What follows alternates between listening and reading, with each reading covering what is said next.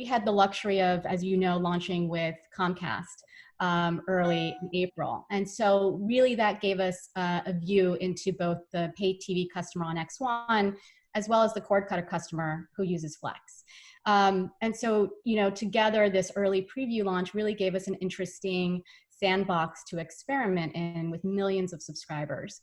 And it helped us learn, you know, what channels are driving the most high value users for us. So one of the things that we found is that our email campaign, as you mentioned, CRM, you know, we have more than double industry average open rates. And we're able to expose members in early life to different types of content to expand their repertoire. And also to different parts of the product, because as you know, hopefully you have downloaded it by now. It's not just VOD, it's not just on demand, right? We have trending and we have virtual channels. And so, you know, really allowing folks to know more about the product has, especially in the email channel, we have seen that it's driven an accelerated return rate back to Peacock.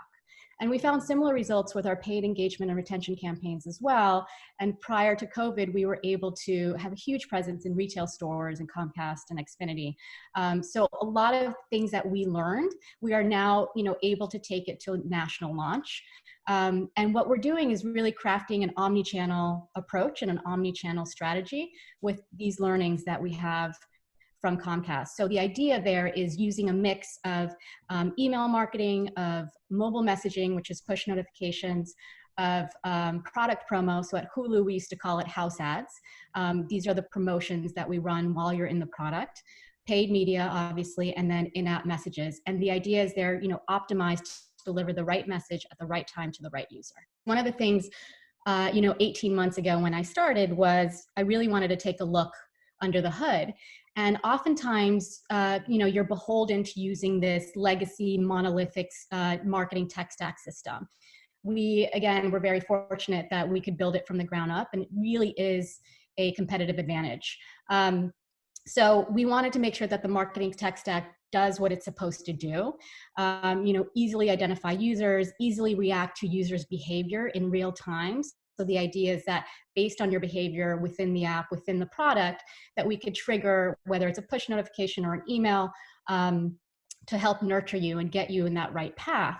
And so in order to do that, we were able to build the system from the ground up. And I think the most important thing is that we were able to future-proof our tech stack, meaning that we don't know, you know, in a couple years what the new ESP, what the new vendor, what the new tool will be. But we certainly want to be nimble and flexible to be able to plug and play. And you often hear companies having to hire engineers in order to work the marketing tech stack, as opposed to hiring marketers to be able to segment audiences and really do the work that they do best. And so given the tech stack that we currently have, it's incredibly flexible, it's incredibly nimble, and it's doing the job that we need it to do. And so I do, again, really think that this is one of our competitive advantages. The beauty of our product is that it has something for everyone, right? The goal of Peacock was to democratize premium content and to make it available for all. And so with that, that means that we are going after essentially everyone. We are going after a mass audience. And that is where, you know, you opened with saying that you've seen a lot of our ads and you've seen a lot of our marketing. So that is the great work that the brand team is doing in terms of creating awareness, creating saliency, creating desire. And then, you know, what we do is we then capture that demand and we convert it into an action. So you have this ability to, you know, work across the funnel. So you can be very broad. And again, we have something for everyone, right? It's news, it's sports, it's Telemundo content, it's, you know, it's originals. But then we can also, as you get lower down the funnel, you can also make sure that you are speaking to audiences and fandoms. And that is where the growth marketing team comes in. We're very grounded in data. We're very grounded in analytics.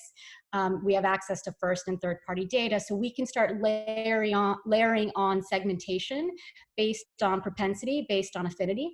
And each channel touch point really is designed for a desired outcome to drive the member's next best action. And so what that allows us to do, again, is go broad, right, on the upper funnel, but then we can target the message that is right for you. So it's not wasteful to us, and it's certainly not wasting your time, depending on those propensities and affinities.